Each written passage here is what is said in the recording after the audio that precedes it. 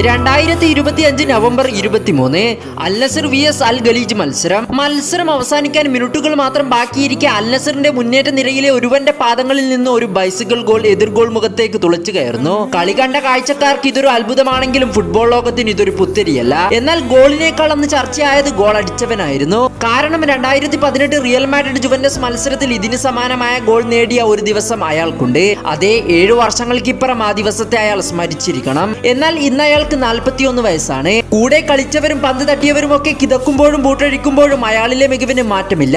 ഇന്ന് പിറവിയെടുക്കുന്ന പുതുതാരങ്ങൾ അയാളിൽ മാതൃക കാണുന്നുണ്ടെങ്കിൽ അയാളിൽ ഒരു തീ ഇന്നും ഉണ്ടായിരിക്കണം. അതെ, ഇത് അയാളുടെ കഥയാണ്. ലോകം മുഴുവൻ തങ്ങളുടെ ധീരതയെ ഊട്ടിയുറപ്പിച്ച പറങ്കിപ്പടയുടെ പടത്തലവന്റെ കഥ. പോർച്ചുഗീസ് ദമ്പതികൾക്ക് 4ാമതായി അവൻ ജനിക്കുമ്പോൾ ദാരിദ്ര്യത്തിൽ കൂപ്പുകുത്തിയ അവസ്ഥയായിരുന്നു അന്ന് ആ കുടുംബത്തിന്. അതിൽ നിന്ന് ഉയർന്നു നിൽക്കാൻ അവൻ അത്രമേൽ പ്രയത്നിച്ചിരിക്കണം. വഴിയോരങ്ങൾ വൃത്തിയാക്കുന്ന തൂപ്പുകാരനായും രാത്രികാലങ്ങളിൽ ഭക്ഷണശാലകളുടെ പിറകിൽ കണ്ണീർ ഒളിപ്പിച്ചുകൊണ്ടും കൈനീട്ടിക്കൊണ്ടും അന്ധകാലം കാർന്നു തിന്നൊരു ബാല്യം അവനുണ്ടായിരുന്നു. അന്നെല്ലാം കാൽപന്ത് കളിയിലെ ഹരമായിരുന്നു അയാളിലെ ജീവനെ ബാക്കി വെച്ചത്.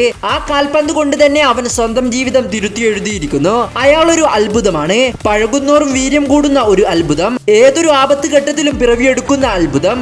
2026 വേൾഡ് കപ്പിലേക്ക് പോർച്ചുഗൽ കാലെടുത്തു വെക്കുമ്പോൾ ഒരു ജനതയുടെ പ്രാർത്ഥന അയാൾക്ക് പിന്നിലുണ്ട്. തല താഴ്ത്തി നിൽക്കുന്ന പോർച്ചുഗീസിന് വിശ്വാസം നൽകുന്ന അവരുടെ സ്വന്തം ക്രിസ്ത്യാനോ റൊണാൾഡോ.